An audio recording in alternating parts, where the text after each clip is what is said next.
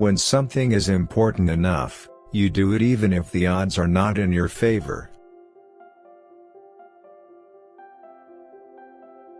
If you had to buy a new plane every time you flew somewhere, it would be incredibly expensive. I think it's very important to have a feedback loop, where you're constantly thinking about what you've done and how you could be doing it better. From an evolutionary standpoint, human consciousness has not been around very long. A little light just went on after 4.5 billion years. How often does that happen? Maybe it is quite rare. I think a lot of the American people feel more than a little disappointed that the high-water mark for human exploration was 1969. The dream of human space travel has almost died for a lot of people. I had so many people try to talk me out of starting a rocket company. It was crazy.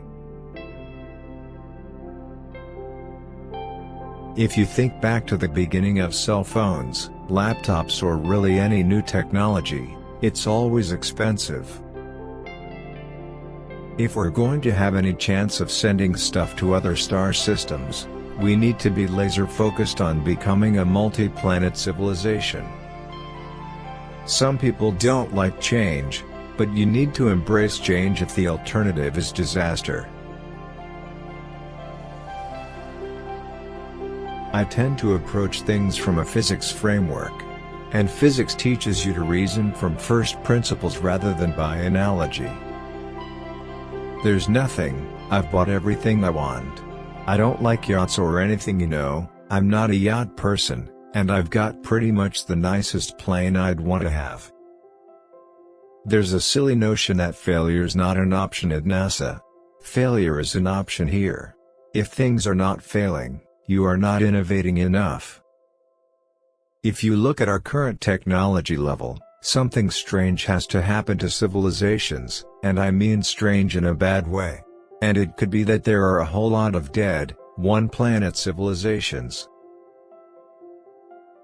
We could definitely make a flying car, but that's not the hard part. The hard part is, how do you make a flying car that's super safe and quiet? Because if it's a howler, you're going to make people very unhappy.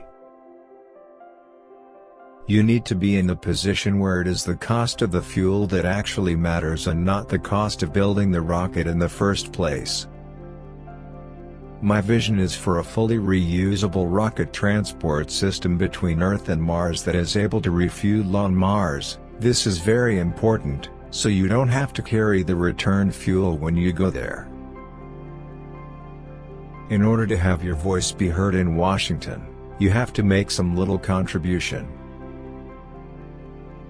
I don't spend my time pontificating about high-concept things. I spend my time solving engineering and manufacturing problems. Thank you for watching.